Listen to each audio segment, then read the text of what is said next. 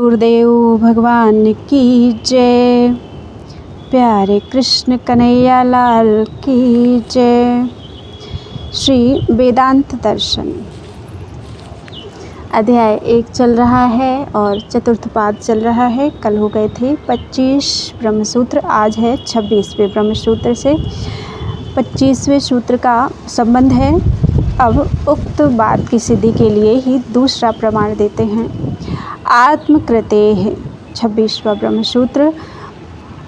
आत्मकृतेः means स्वयं अपने को जगत रूप में प्रकट करने का वर्णन होने से ब्रह्म ही जगत का उपादान कारण सिद्ध होता है। व्याख्या तैत्तिरीय उपनिषद में कहा है 2:7 में कि प्रकट होने से पहले यह जगत अव्यक्त रूप में था, उससे ही यह प्रकट हुआ है। उस परब्रह्म परमेश्वर ने स्वयं अपने को ही इस जगत के रूप में प्रकट किया। इस प्रकार कर्ता और कर्म के रूप में उस एक ही परमात्मा का वर्णन होने से स्पष्ट ही श्रुति का यह कथन हो जाता है कि ब्रह्म ही इसका निमित्त और उपादान कारण है। संबंध यहाँ यह शंका होती है कि परमात्मा तो पहले से ही नित्य कर्ता रूप में स्थित है, यह कर्म कैसे हो सकता है। इस पर कहते हैं परिणामात। 27वां ब्रह्मसूत्र। परिणामात मीन्स श्रुति में उसके जगत रूप में परिणत होने का वर्णन होने से यही मानना चाहिए कि यह ब्रह्म ही इस जगत का कर्ता है और यह स्वयं ही इस रूप में बना है। व्याख्या तैत्तिरीय उपनिषद 2:6 में कहा है कि तत्सृष्टा तदेवानुप्राविशत् तदनुप्रविश्य सच्चा न्यायच्च भवत्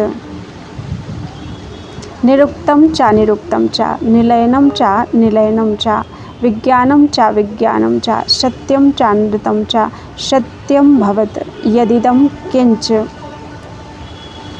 अर्थात उस जगत की रचना करने के अनंतर वह परमात्मा स्वयं उसके साथ साथ प्रविष्ट हो गया। उसमें प्रविष्ट होकर वह स्वयं ही सत्य और त्यत्र अर्थात मूर्त और अमूर्त भी हो गया। बताने में आने वाले और ना आने वाले, आश्रय देने वाले और ना देने वाले तथा चेतन और जड़, सत्य और मिथ्या, इन सब के रूप में सत्य स्वरूप परमात्मा ही हो गया। जो कुछ भी यदि दिखता और अनुभव में आता है वह सत्य ही है, इस प्रकार ज्ञानी जन कहते हैं। इस प्रकार श्रुति ने परब्रह्म परमात्मा के ही सब रूपों में परिणत होने का प्रतिपादन किया है, इसलिए वही इस जगत का उपादान और निमित्त कारण है। परिणाम का अर्थ यहाँ विकार नहीं है।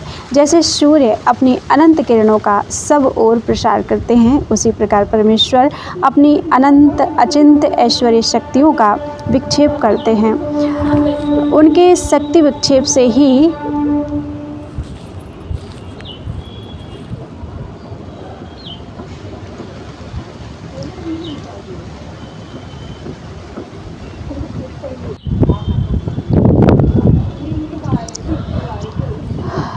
विचित्र जगत का प्रादुर्भाव स्वतः होने लगता है।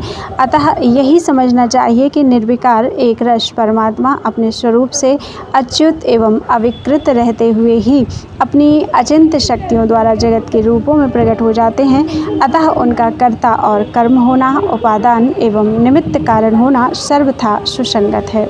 संबंध इसी के समर्थन में सूत्रकार दूसरा हेतु प्रस्तुत करते हैं। योनिश्च ही गीयते। 28वां ब्रह्मसूत्र। ही मीन्स क्योंकि, योनि ही मीन्स वेदांत में ब्रह्म को योनि, चा मीन्स भी, गीयते मीन्स कहा जाता है, इसलिए ब्रह्म ही उपादान कारण है। व्याख्या योनि का अर्थ उपादान कारण होता है। उपनिषदों में अनेक स्थलों पर परब्रह्म परमात्मा को योनि कहा गया है। जैसे कर्तारमीशम पुरुषम ब्रह्म योनि मुंडकोपनिषद।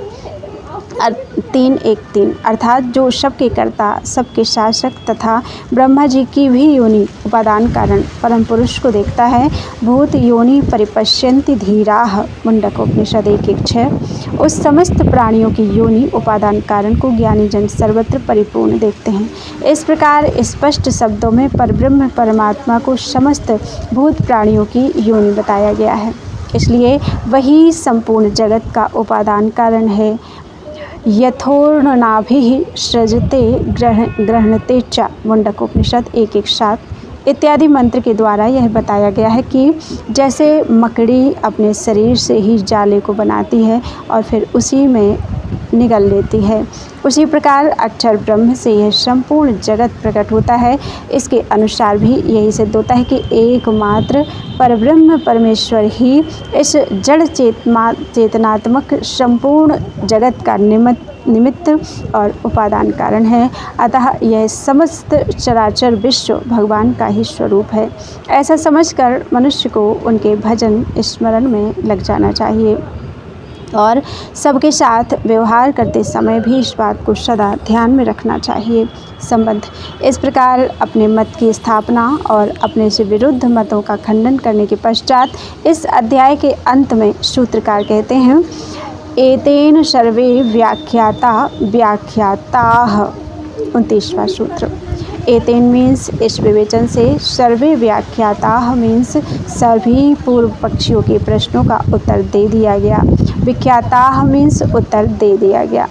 व्याख्या इस प्रकार विवेचन पूर्वक यह सिद्धांत स्थिर कर दिया गया कि ब्रह्म ही जगत का उपादान और निमित्त कारण है, सांख्य कथित प्रधान जड़ प्रकृति नहीं। इस विवेचन से प्रधान कारणवादी सांख्यों की ही भांति परमाणु कारणवादी नैयायिक आदि के मतों का भी निराकरण कर दिया गया। यह सूत्रकार स्पष्ट शब्दों में घोषित करते हैं।